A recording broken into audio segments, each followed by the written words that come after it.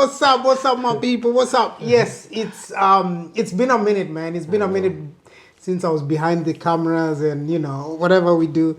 I think the last video I did was with Maureen, but before that I can't really quite remember. But this one I said I had to come in front of the camera because it's something that I've been through. It's a journey I'm still on, which is amazing. It's an amazing journey, has its challenges, and yeah, we're gonna talk because the month of September is the month of we're celebrating fathers, especially here. We call it the land down under, so Australia. Yeah. Those who know, you know. So we're gonna just talk about fatherhood. Fatherhood. We're gonna do a series. We're gonna talk about the start, the journey, continuity, and how that is going for a few men. I'm gonna bring a few men just on the table just to discuss on fatherhood and where they are in different journeys of their fatherhood. And today I'm joined by this guy. He's gonna introduce himself, but I met this guy way back and we connected. And funny enough, funny fact, we actually have sons who are born, I think, two days apart. 2 days apart. Yeah, 2 days apart. It's amazing. We're first-time dads as well, both of us. And it's just been a journey. I want to hear as well. This is not an interview. It will be a discussion between me and him, just to hear how his journey has been and how his journey was before, and how that informed who he is today as a father. Because the journey he went through before actually informed a few things, not all, some things, with how maybe you're parenting, on how you're a father. Maybe you saw it, maybe you never saw it, for those who don't have fathers.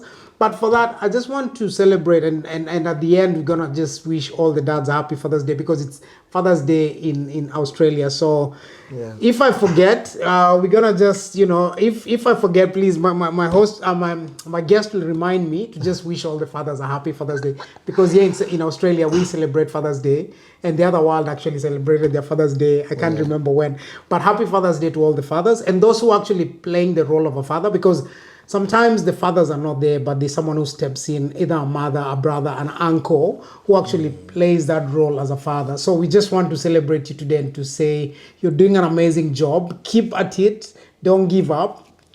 Let's go. So without further ado, I'm just going to invite and welcome our guest tonight. He goes by the name David. David, karibu sana, man. David in the building. Yeah, David in the building, man. It's been a minute. It's been a minute. Got the juice. I'm sure he's watching. I know. Watching. Yeah, right there. He's a father. Yes. And, he's also, yes. He's done quite a lot. Yeah. For the gents. Also, and it's good to see fathers doing their own thing as fathers, chasing their dreams, chasing their passions as fathers. Yes. Unajua kuna wengine tunapataga watoto tunadidimia. Maisha inapoa tu hivyo. So David, just by virtue of introduction, just maybe to say hi to the audience, and maybe just introduce yourself. Who's David, man? Sinaga introduction. No introduction. I'm a free flower. My name is David Joram Mwangi Kamande. Call me any of those names, I will appreciate. I'm married to one wife. There you go. Of course. Yeah. And we are blessed with a lovely boy, a son who is now 16 months. So, I'm here in Australia with you, hustling. Doing the journey together. I work also in the health industry, support worker too. And I also serve in the community, the wider Kenyan community, as the men representative. Yeah, all the men out there, man. I also serve as the chairman for the Men Forum initiative that we started as a Kenya Community Victoria. Oh, man. So we have a powerhouse in the house, man. Anyway, without all those, he's still a very, a very good guy. I've interacted with David on occasions, and when you tell him, let's do this, he actually comes and delivers, man. So David, for me, yes, we've been with this journey together. We started the journey together, and I think our sons are both 16 months old. I remember when we were in the hospital. I remember when we just had Jason, my son. Yeah. Mulipitia hosi. Yes. As you guys were going to the maternity. That was crazy. Funny story, man. He just got his baby. I think 2 days. 2 days. 2 days apart. Because my son was born on Monday. The 4th. Yes. And your son was born on the Wednesday. 7th, on Wednesday. On Wednesday. On so Wednesday night. Thursday, Wednesday night. Yeah. Yes. Yeah. Amazing. So with this journey, because there's always pre-departure for those who are traveling. Yeah. For those who maybe are in somewhere else, there's that pre-something, prenatal, pre-something. So for your journey, maybe as a father, we want to, trace it back. Because I want us to try and see how that, how that started. So when you were growing up, maybe we'll start there. How was your, how are you seeing the fatherhood? What was the picture you actually painted, and how was that picture looking for you when you're maybe in your teens, or when you started understanding, oh, this is my dad, this is my mom? How did that, go for you when you were small? Well, I've had different experiences, Pete, when I was growing up. Yeah. I've been raised in the village, and I've also been raised in Nairobi, Dandora. Dandora, I love you. Dandora na Kiambu. Oh, wow. Then I moved at a young age, lived in Dandora, and then we moved to Murang'a, the interior, interior kabisa, and then we moved out, and then the latter stages of my life as a young boy, as a teenager, I grew up in Kiambu. So parenting back then was different. For example, when we moved to the village, back to the village in Murang'a, mzee hakuwa. So father used to come. That just Easter. comes. Oh, man. The big days. Easter, Jamhuri, Christmas. And if there is something big like ng'ombe imekufa ama there's something going on kwa the clan, because we used to have a clan. Ile meeting ya clan. Uncles, aunties, whoever the clan. Clan yetu tulikuwa tunakutana maybe once or twice a year. Maybe kuna mbuzi inachinjwa, kuna function ina happen kwa village father angeitwa. So that's when he used to come. Wow. Yeah, and the entire time, maybe during the year, it's just mom and us in the farm, kila mahali. Your day-to-day living. Yeah. The dad was not the there. setup. The setup in the village. Yeah. Shosho and Guka. Yes. They've built here. They have a house, and your then uncle parents, is here. Yes. Your house is here, or your other uncle is here. Yeah. The uncles are never there. And my dad. Walienda Mombasa, Nairobi, So to the towns, they've gone to the towns. Yeah, they've gone to the urban towns. Yes. And then we are in the rural. So in the village, you're left with the mothers. With the mothers and the aunties. So mtoto alikuwa wa jamii yote. The society, because your auntie is raising you, your mom is raising you, your shosho is raising you. Yeah, and they are also disciplining you. This is how. Yes. And your shows is also doing the same thing. So that's how we grew up. I grew up knowing that mtoto ni wa shosho. Oh, wow. Na ma auntie. Yes. Okay? Yes. But for the dad, father, you go out to look actually, the idea I had of a dad growing up was, hata mimi nikipata wangu, bora mama anawaangalia. Wife awaangalie, nikatafute ndilete. That's a very good context, because we're going to touch on that in a few. Yeah. But for me, I'm just going to tell you how my context was. Because for me I was raised up in a town where now you're saying the fathers were going to look. But now mine was a bit different, because my dad was more of a businessman. So he would go, maybe, for me, I was brought up in Nakuru. So, and my mom was a teacher, very disciplinarian man.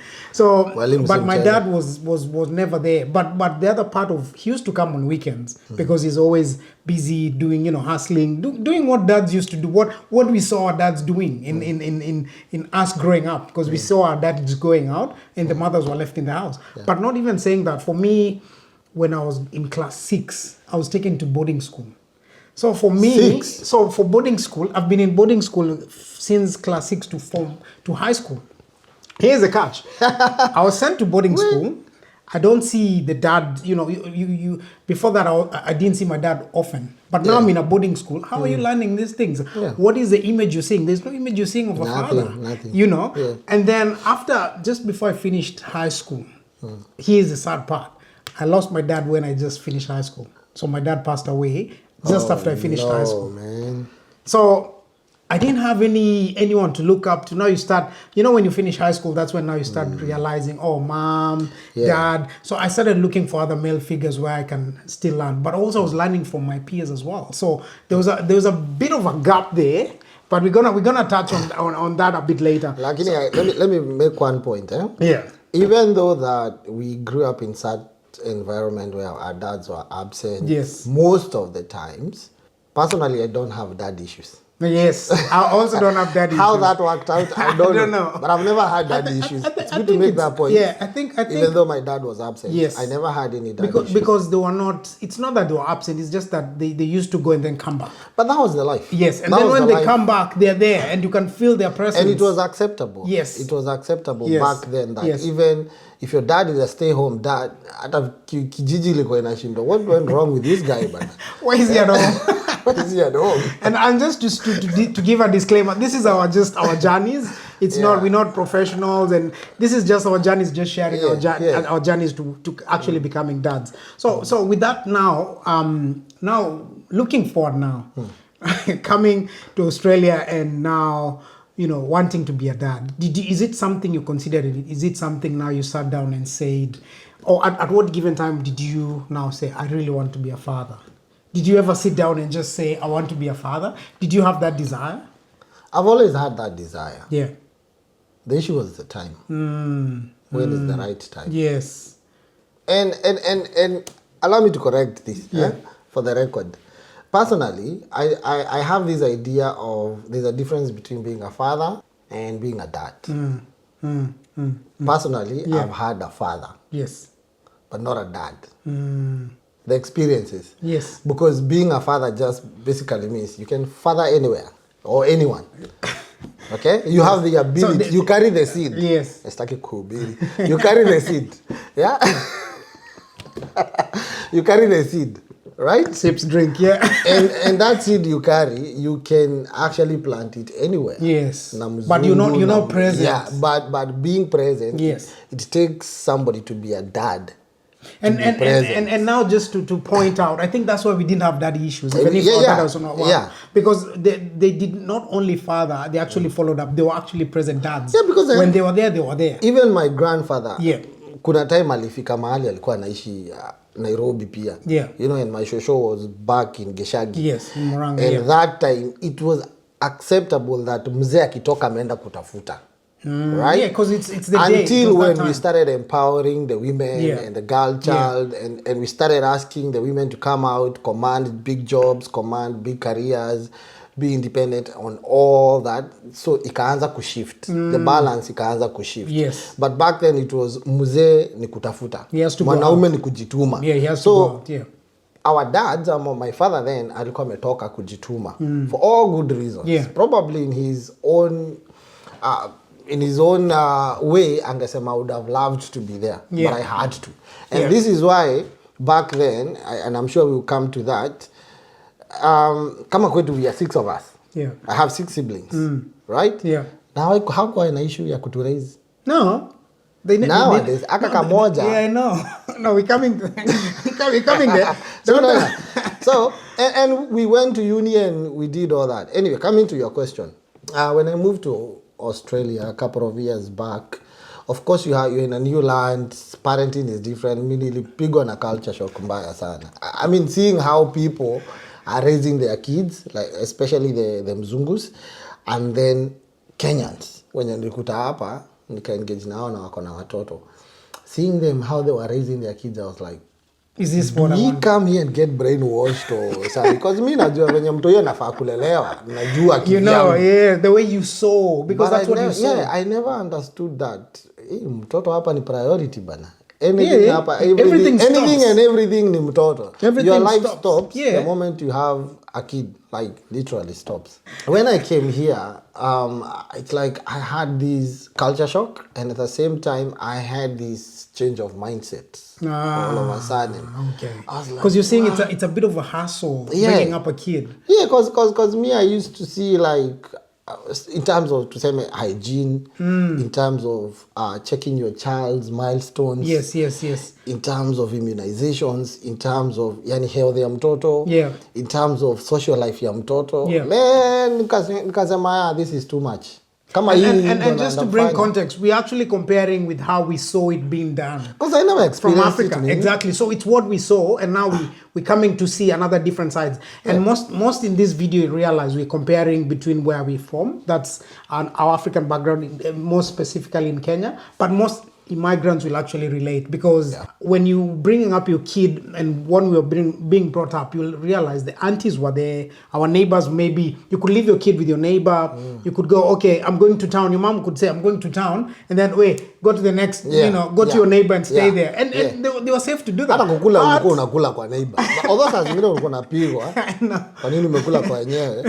But the fast forward, we'll come to that now, where we'll be talking about now the parenting side.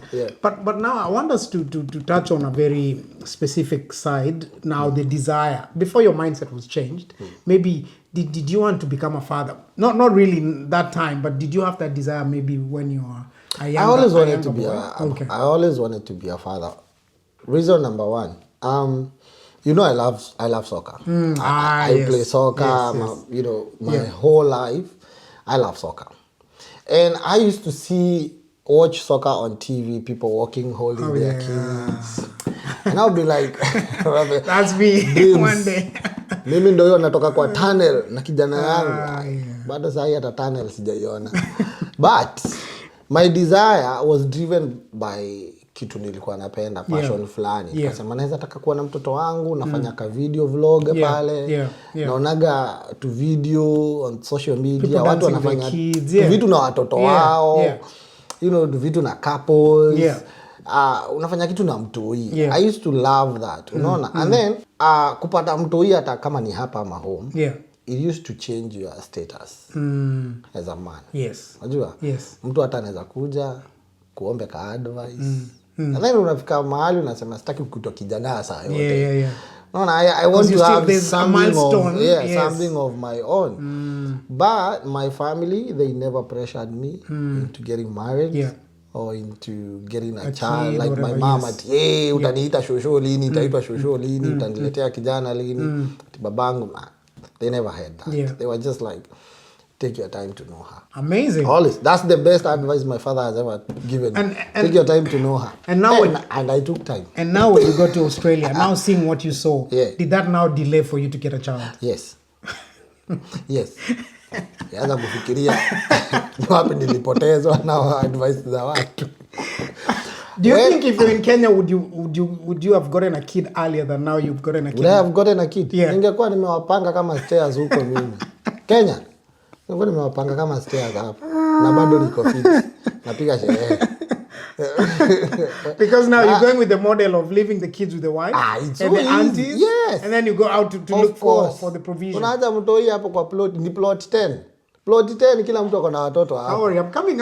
I was raised in plot 10 na tulikuwa tunatoka tu after breakfast. Tunapigania kutoka kwa gate. Tutapatana tena jioni kukuja kuoga. Sasa hapa even my neighbor sijui watoto wake, hata siwezi kuambia majina zake. Nasikia wakilia. Kaka kidogo naona ameongeza kengine.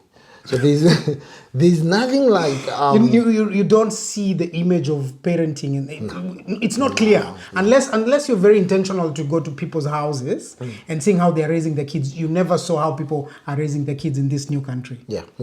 Never. Hawezi ona mtu akidiscipline mtoto wake, akimchuna ama akifanya nini. You just see kids wamepop up. Ama unaona tu wamegrow up tu. Unaona? Wow. Cause the way system imesetiwa hapa, mtoi si wa community. Yes. Mtoi ni wako na gava. People live in a very nucleus. Hapa ni mtoi ni wako na gava. And your wife. Either ule mtoto venye policies zinasema hapa na standards, ama gava itakulelea huo mtoto. Two things. Now before we get there, so now coming to now the main thing, getting pregnant now with your partner, with your wife. Is it something you planned for, or was that not planned for?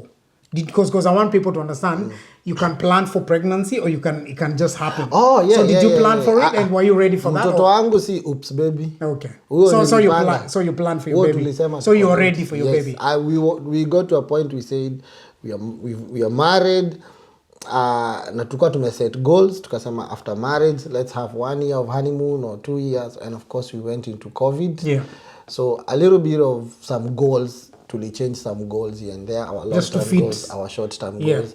Na tukasema, you know what, bringing toys at time ya COVID, it's tricky. Yeah. So we don't know what the future holds. Yeah. But after the COVID, hatukugoja. So how do you think it's important for people to plan their pregnancy? Yeah. Hapa. Yes. We talk now in Australia now. Yes. Hapa lazima upige hesabu. Give them some few tips and reasons why you need to plan. You need to plan because first and foremost, tukiwa nyumbani tunasemaga mtoto anakuja na sahani yake. Yeah. Hapa Australia mtoto anakujaga na shopping yake, anakujaga na account yake, you know, anakuja na everything yenye wewe uko nayo, bedroom yake. For example, I mean when I got married, or when I married my wife, we were living in a 1-bedroom house. Okay? Yeah. Immediately aliniambia I'm pregnant. Nilimwambia anza kutafuta nyumba.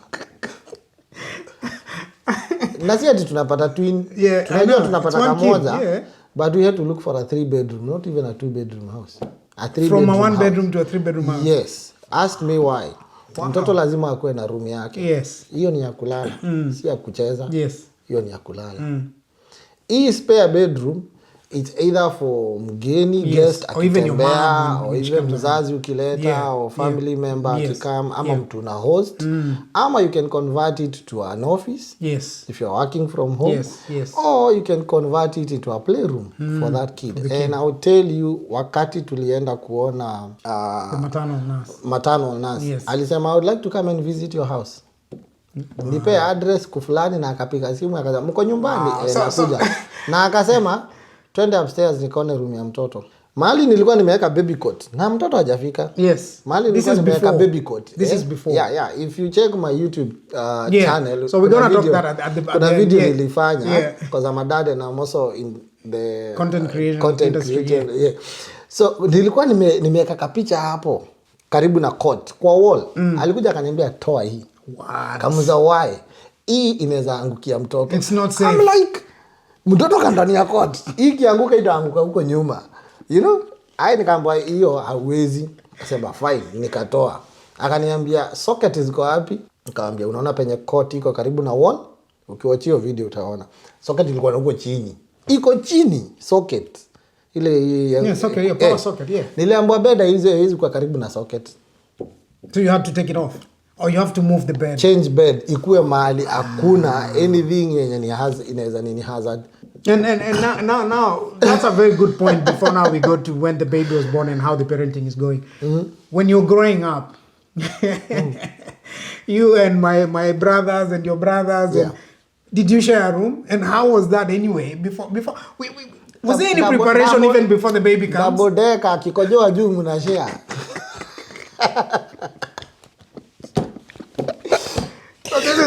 This is a very big contrast, eh? Two worlds, eh? Bro mdogo akikojoa huko juu. And do we have maternal nurses? I don't know. I might be wrong. Someone can correct me on the comments. Do you have people coming to visit the homes before the baby is born anyway in Kenya or in Africa or anywhere? I'm not sure. I'm not too sure, but I never saw that happening. That out. Yeah, but I never saw that happening. But 90% no. But now I'll big up my one of my close friend, the Mothership KE. She's actually started a maternal nurse classes, pre and post. Give big up to yourself, Mothership KE, Shishi. Yeah. So if you're in Kenya and you're wondering what we're talking about, maternal nurses, how to breastfeed, all this, you can actually go and check her out. She's the Mothership. She even trains you and teaches you so many things. Anyway, that was besides the point. So now, the appointments before the baby comes. How was that for you? Kuna kitu sijamalizia kwa hiyo swali. Yes. Kama lazima uplan. Yes. When you got pregnant, I'm sit a rush, but I'll just highlight. Yes. When we got pregnant, the first thing we did, lazima ukuwe na medical insurance. That's a good point. Yes. Okay? Yes. Here in Australia kuna ile inaitwa Medicare. Hiyo ni kama NHIF. Yes, it's actually NHIF. NHIF. It's a government but it's a very good it's a very good system yes. that works here in Australia. Very dependable. If you're on a temporary visa, if you're a student ama hujapata makaratasi yako, you need to have private insurance. Yeah. And you need to make sure that this private health insurance covers pregnancy. Covers insurance and kitu sijaisikia kwa maisha yangu, pregnancy management. Mimi una manage pregnancy ya nini? I can easily manage that. Kula, kunywa vizuri, kulala, kutembea, bibi atakuwa sawa. Wapi? So pregnancy management. Oh my God. Yes. Kuna huu. Your first time dads anyway. You have to go and see a obstetrician. Obstetrician. So mimi nilipata obstetrician ni gyna na bado ni obstetrician. Yeah. That's what they actually practice both. They ask me what's an obstetrician, nakwambia wewe ni mtu ana study ku observe watu or something. Anyway, you need to na huyo kama sisi I think we paid about it's about $5,000. $3,500. About $3,000. If you're starting from the start, they charge $5,000. But they subsidize according to how the ages of your pregnancy. Maybe 6 months in, whatever. Mm-hmm. So you actually have to negotiate or talk to them so that you get actually a subsidized fee. Exactly. They charge $5,000. So, wife ameniambia kona ball. Ame test. Lazima ufanye test sasa ya the hospital test. Blood test. Yes. Tukaenda kwa GP. GP lazima ulipe. Yes. Consultation fee. GP ndio anakuandikia letter. Sasa akwenda kuona obstetrician mwenye ata manage pregnancy yako until delivery. And 6 weeks later after delivery 6 weeks later after delivery atakuwa naye and then atakuachia midwives. Now, hawa jamaa wote ni pesa. It's cost. Unaona? So tukaenda tukapata GP akatupatia barua. Tukabook appointment na obstetrician. Obstetrician akahappen kuwa ndiye gyna, which is naweza ambia wasi wenye wana plan, tafuta msee mwenye ni both. Ni both, yes. Usitafute gyna na utafute obstetrician. Tafuta mtu mwenye na practice both. Na be careful sana kwa sababu ya consent. Consent is very important if you want a lady or if you're okay with the male. Ndio pale mwisho usianze kuja kusema harassment and all that. Huyu specialist ukishamuona mara ya kwanza, it's a lot of money. It's about $270 appointment ya kwanza. Now throughout the pregnancy utakuwa unalipa consultation fees every time you're visiting, which is about $70 per visit. Yes. Throughout the pregnancy, alafu una claim kwa insurance yako. And with these consultations, and when you're going to see this gynecologist or obstetrician, what are they doing so people can know what they do is they run ultrasounds. Yes. So they check the baby's fine. Unaona mtoto kwa screen venye anacheza, heartbeat, venye ana develop every time uko na appointment, wanaona ametoa tumkono, ametoa nini, mpaka unaoneshwa scan ya 3D, unaweza ambiwa sasa huu ni msichana, huu ni kijana, viungo ndio hivi. That's why we have gender reveals. Viungo ziko hivi. Because they can see, they can know, And anaweza kuambia kama mtoto amekaa poa ama hajakaa poa. You know, every time ukienda pale, your appointment they check for thorough 101%. So how now after all this, going through the journey with your wife, and going through all these appointments and seeing how this journey is, how did that make you feel as a man? Because remember, you're actually coming from somewhere you saw an image, but now this is reality. How did that make you feel? Accomplished. And then you feel, now this is what it means to have a baby. So now you I felt like I was pregnant also. Exactly. You're both in that journey. I mean, like, whatever my wife was going through, I was going through it. Secondly, one of my pastor friends, mwenye tuliambia tuna expect mtoto alituombea besti ya madhe, akaniambia kutoka leo bibi yako asiwaingia kitchen. Hakuna venye anaweza baba huyo uzito wote. And you're still there crossing your legs watching soccer and unasema niweke maji, playing some video games. Do you know for 9 months and even 6 months after mtoto kuzaliwa, mimi nilikuwa napika. And remember, niliambia wife, wewe beba tu mtoto, make sure ako safe juu hii safari. Sijaiona kitu kama hii. Sasa blanda. And remember, you coming from seeing a dad who goes out. Yeah. And now you have to go out and you have to come. What did that do to you? Nilikuwa nafikiria naenda nipige shift nikute bibi, alafu niende ingine, alafu nipotee siku zingine kaa 2 ati unajua niko na shift zinashikana hivi, tutaonana kesho kutwa. Hakuna kitu kama hiyo. You have to be present. I was there. And you have to provide. Na hakuna neighbor nilipigia simu niangalilia wife. Na hakuna best nilipigia simu kumwambia enda home anze unipelekea wife clinic, niko job. And how did you manage to provide as well? Because this is what I want people to understand, because we look at provision as only material, but now you have to also provide a safe space for your wife. How did you do it? Apitacha nikwambie kitu. The first trimester, right? Because ni tatu, the first trimester hakuna kitu nilifanya. In fact nikaa nilikuwa jobless. So hapo unakula savings. Na ukumbuke mtoto ako na budget ya like $10,000 or $12,000 umeset aside ya pregnancy na kuzaliwa. Wow. And you have to buy things. Now you can't just buy things from any shop. There are specific baby shops, online or physical stores. You need to go and buy specific baby stuff. And this is your first baby, so you want things to be perfect. Yeah. So how did you do it? Hiyo first trimester we managed with our savings. Okay? Na budget yenye tulikuwa tumeset ya mtoto. Juu tulikuwa tunajua kuna time wife hizi enda job. Yeah, of course. Kutapika, morning sicknesses. Ukiadjust to the pregnancy, right? So after the 3 months, wife aliweza kwenda job. Okay? So it got easier. So akaanza kwenda job until she was 8 months huko akielekea 9 months. Right? So after hapo unaona at least tulikuwa tunaenda job. Life was just normal sababu hiyo at that time you can enjoy eating any foods. Getting nauseated because of some certain smells. Hizo vitu zote zinakujaga na pregnancy. So at least we gathered some money tukajituma my shift. So what happened was, so now you save my wife was working normal hours. I was working the extra hours. Okay. So I would come work, and then I looked for a second job, and even a third job. Oof. Yeah, I looked for a second job and a third job. So what I was doing is we cut short our spendings, going out, So we live on a lean budget. We focused on raising some money because I knew that akipata mtoto atakuwa probably 1 year maternity. 6 months plus. 6 months plus at least.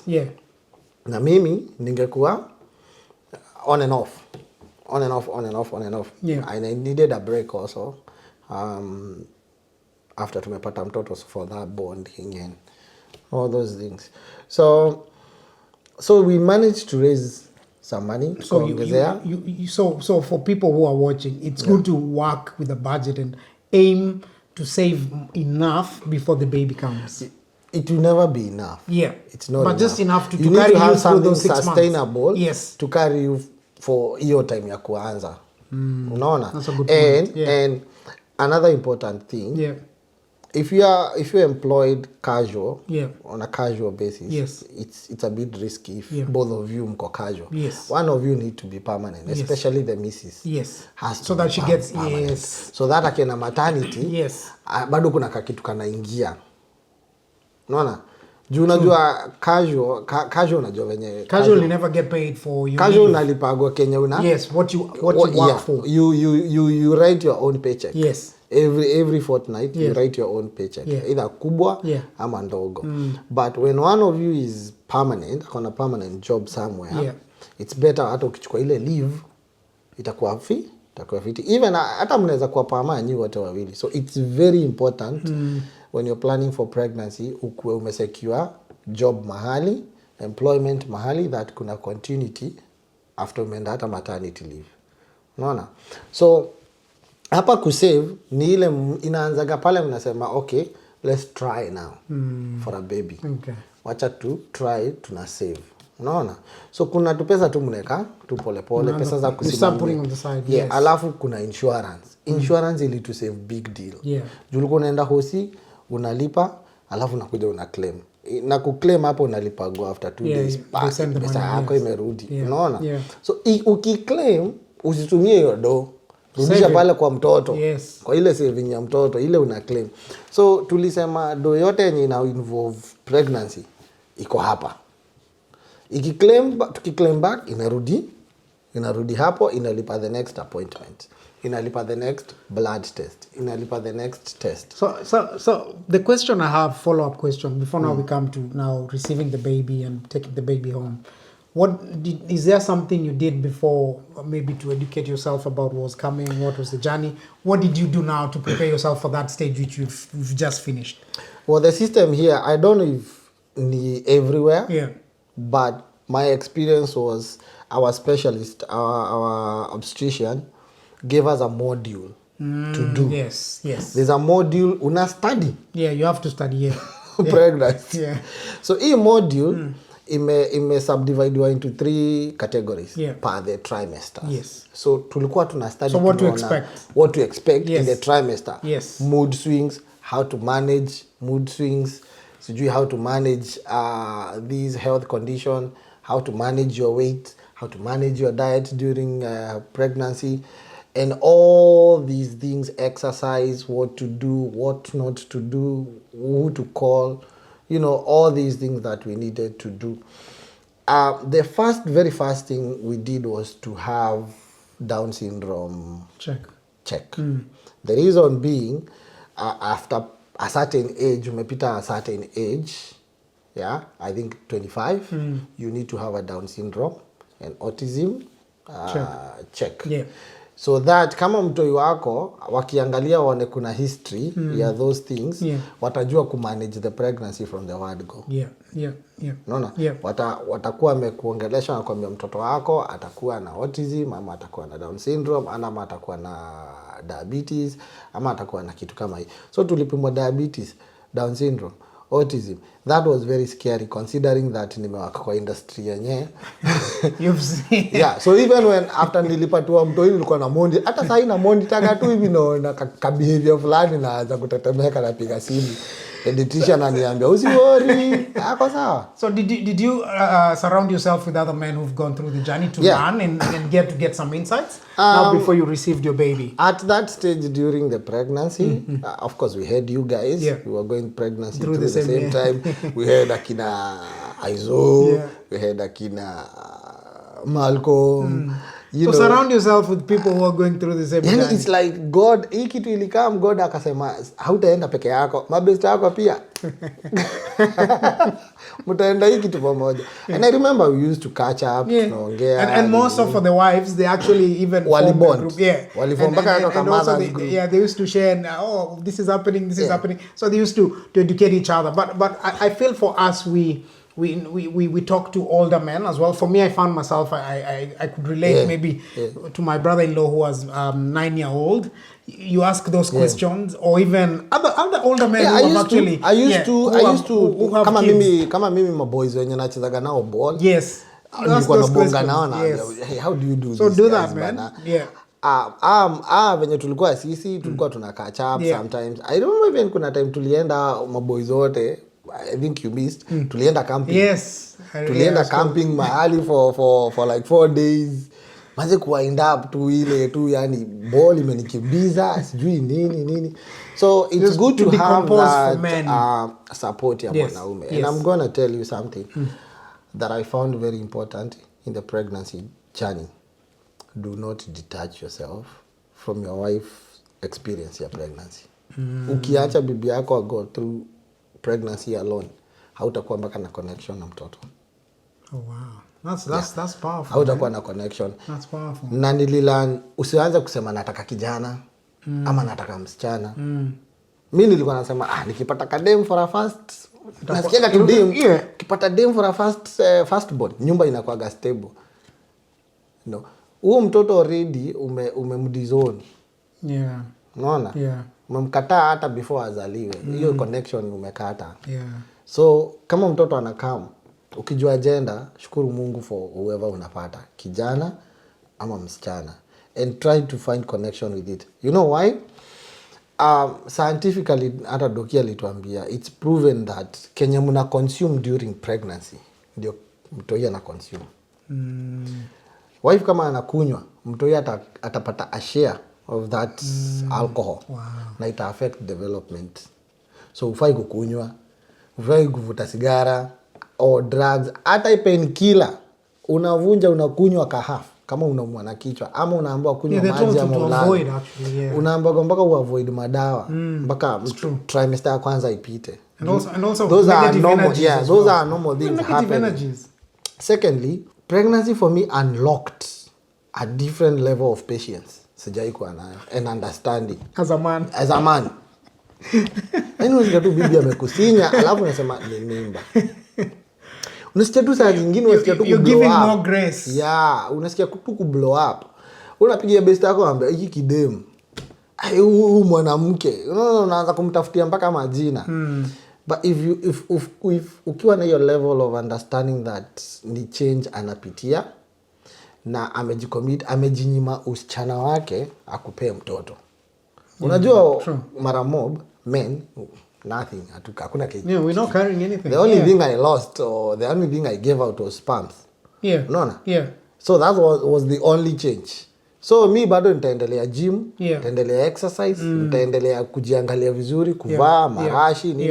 Wife hata angejispray for 9 months. Akijispray kidogo ama asikia harufu ya spray, ametapika. Ama ameumwa na kichwa, ama amekuwa moody. So lazima walk na wife yako from the word go. Na what changes everything is the moment she breaks the news. I'll tell you what, hata kama umeolewa, wanaume wanakuaga na uoga ya niko na mimba. Hata kama umeolewa, bibi yako na mlikuwa mmesema mmeagree mna try, akwambia this is it, I'm pregnant. Mimi nilisema acha twende tupime tena. Kuna kauoga kana kujaga kwa mwanaume. But for you to overcome that fear, to overcome that barrier, you have to connect yourself. You have to walk the journey together. Naambia bibi yako, we are going to do this together. Words of affirmation. Why? Words of affirmation. Keep affirming. You know, keep reminding her that we are in this together. Yeah, we're in this together. It's gonna be okay. Baby is fine. After this, we're gonna do this. We're gonna do this. Because atakuwa na changes mob after kuzaa. So nimeongezeka sijui wapi. Mkono hapa sijui imeenda aje. Nimekuwa chubby. Angalia photo zake before pregnancy and after pregnancy. Hata I think no wonder wanaendaga photo shoot. You know, akiangalia photo shoot alafu you know, all those things you need to stay positive. And you need to be there. You need to be there for your wife. Basi umenona akakatoi au ni kijana anafanya unaone hivi. Wewe joke hivyo lakini the moment umeanza kusema umenona anaanza kusema man. Powerful, how can I shake off this weight? Unaona? So connect yourself na bibi yako. Encourage her, support her, but most importantly ile saving nilikwambia lazima uplan hapa Australia. It goes a long way. Kadi ikuwe ready. Kwa na ka pocket mahali mmeweka vitu. Mimi tulikuwa na kamfuko hata sahi kako. Kenya kako na all those paperwork na marisiti na kadi za hosi. Unachomwa tu mahali unamwambia insurance itakava twende. Niko na ido twende. Unaona? Ati akipata kitu haumwambii goja manze nipate do tufanye hivi ama goja niitishe best yangu nione kama ata come through ndio tuende appointment. You need to plan as a man. You need to plan. Na hata kama hauna, the best thing about here in Australia is that unaenda ingia hosi useme hauna, we will follow up the invoice ukipata do. Hakuna mahali utaenda ufungiwe uambiwe ati hatuwezi kutreat juu hauna. They will, but it is important kupanga. Usiweke msichana mimba alafu hujajipanga, haujui mnaenda wapi ama mtaanzia wapi. Itakuwa imewa mess the whole pregnancy. Utakuwa up and down, una balance job, unashindwa ni job, utafute do ama ni ukae home na wife. Na hakuna kitu mbaya kama kukaa tu home na wife anasema mtoto anasikia kushikashikwa. Yaani unashinda tu hapo na mshika tu nywele, tumbo, mtoto atinishike mguu, ni massage vidole. Hizo vitu zote ni annoying kwa mwanaume. but ukizikubali kuzifanya, you become this man, you become now a dad. You start becoming a dad because umejiconnect na mtoto. Yeah, and the wife too. Hata saa zingine nilikuwa nakuja naekelea mkono yangu kwa tumbo ya wife, naona mtoto amefanya hivi na mguu amenigonga.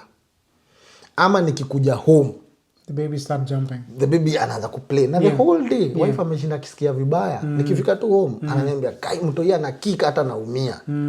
I think amekusikia. You connect yourself. Na kitu ingine pia tuliambiwa ni when I said whatever you consume, the baby also consumes. Not only whatever you eat or you drink. Even visually. Unaona? Na moods pia. Kama wife aliambiwa usikuwe na room ya kujam, aggression or anything. Juu mtoi hata hizi vitu zote ndio una communicate ya mtoi. Unaona? Try and stay happy. It's hard. But try and stay positive. So hata ningekuja home niseme hata kuondoa hiki kombe uwezi ondoa. Sikuwa nazusha. Nilikuwa tu nakuja naondoa kikombe. You've been well. June ulikuwa na joys for some time and then we will reset back. To where we used to be. Roles zita reset. So me, I used to come, I used to cook, na pack, nazipack vizuri. Kama ni za siku 2 ama siku 3, unaweka kwa freezer, unaweka tu matunda, unatupack pale, unaweka tu vitu twenyu. So the only thing unaweza tengeneza tu ni kachai, kitu fresh, ka sandwich, kitu kama ama saa zingine unakuwa na cheat day, unaambia wife twende tukakule out. Sort of those things zilikuwa zinaniondolea stress. Na sikuwa na feel ati nimedegrade a man ati sasa mimi ni mwanaume kwa kitchen. Did that make you less of a man? No. Entirely not, because nimekuwa pia na experience ya babanga period where my mom was not there. Because walikuwa na differences zao wakasplit. So there was a time pia father alikuwa ni yeye madhe. So he used to take those jobs. There was a time my dad was my mom and my dad. And there was a time my mom was my dad. So you play role ya mzae. Na kuna time pia mzae aliplay role ya madhe. So for you, is there defined roles of wife and husband, especially for bringing up kids? Ni culture. So culture is the one which is defining those roles. Culture ndio you play a big role. It's not like it plays with our minds. It plays a big role, especially where we come from. You and now you know better kwa community yenye tunakuja where we come from. Where we come from, unaambiwa a woman's place is here and there. And in the kitchen and giving birth and raising those kids and make sure that they are clean. Make sure that the money I give you spend on the kids for 1, 2, 3 things. And my role as a man is to build a house for you, provide clothing for you, provide food, and then to go out there, do my own thing, be myself, bring these connections for the family, bring honor to the family, and look after you guys. But the woman ends up with the kids. Atawapeleka first day of school. Ndio utafanya kila kitu. Hata ukiangalia YouTube saa zingine funny videos unasikiaga randomly couples zimesimamishwa kwa street, wanauliza madhe na father, how well do you know your daughter ama your child? Who's the GP for your child? Mzazi anaanza kusema naitwa nani by the way? Madhe wanakuwa wanajua they know everything, man. First day of school mzazi alikuwa job mjengo. Ako construction. Unaona? Madhe ni alipeleka mtoi first day of school, first day of kinder, first day of daycare. Ni madhe. But we changing that. We are changing, especially in this context. I was talking to my friends back home wenye wako na watoto pia. Wenye maybe tuko chuo pamoja, ama tuko mtaani pamoja. The parenting it's a different thing. The only time they get to spend time with their kids ni weekend. Nimepeleka watoto wangu kwa nyama choma. Nimewapeleka Ocha. Nimewapeleka ila Ocha ingine. Tumeenda ka drive. Hakuna mahali unasikia tumeenda ka staycation. Hakuna mahali utasikia tumeenda Luna Park. Tunaenda sijui wapi, Uhuru Park. Tumeshinda tuko tumerudi. Unaona? But here utasikia wanasema I'm taking my wife for a trip na watoto. Shule zikifungwa tu hivi umebook kwenda mahali. Weekdays watoto wakifunga shule, sijui wanaenda swimming, sijui wanaenda basketball. They have activities. Not even after school. They have soccer, they have all these things. And then unasikia Saturday morning ako na soccer, after soccer sijui tuko na nini, Sunday tuko na church. Yani mtoi ako busy. Hizo vitu happen. But that's the next stage. So for now guys, that's just the tip of this discussion. This is the tip of the discussion. So our part 2 will be now the baby coming and how we've been able to raise the kid. But now we just want to say, guys, it's doable. Be part of that journey. Be part of that pregnancy. Yeah. It's not easy for them because they are going through changes, hormonal changes, body change. Everything is changing. And for us as well as men, we're changing as well because we're becoming more patient. We're becoming more, involved, especially for me through this journey, and especially in this country, you have to go for those appointments. You touch the baby, you see your baby, you start getting connected. Yeah. So men out there, it's doable. If in this country and you're thinking, oh my God, do I go for it, man? We're saying go for it, plan it, get ready. Even if it comes, it's not planned, you can do it. Most of the time, watu wanapataga watoi kama hawaja plan. Yeah, it's doable, most cases. Yeah, it's doable. So, easy kama kushake. Yeah. Shake off. Yeah. Tafuta wase tutafute. Yeah. We are there. Yeah. We are going through it. We are still learning. Yes. I'm not a specialist that tunapeana professional advice. No. It's through the journey that we've been through. So, guys, that's the end of our part 1, the pregnancy journey and the start of this beautiful journey. On our part 2, we're gonna discuss about now when the baby gets home. We're gonna talk about all that. But thank you guys so much for watching. We've been with David Commander, and you're gonna see us on the next one. Thanks so much, David. Sandy Zana for having me. I do appreciate. Awesome, guys. Part 2 coming. Part 2 lazima ikam.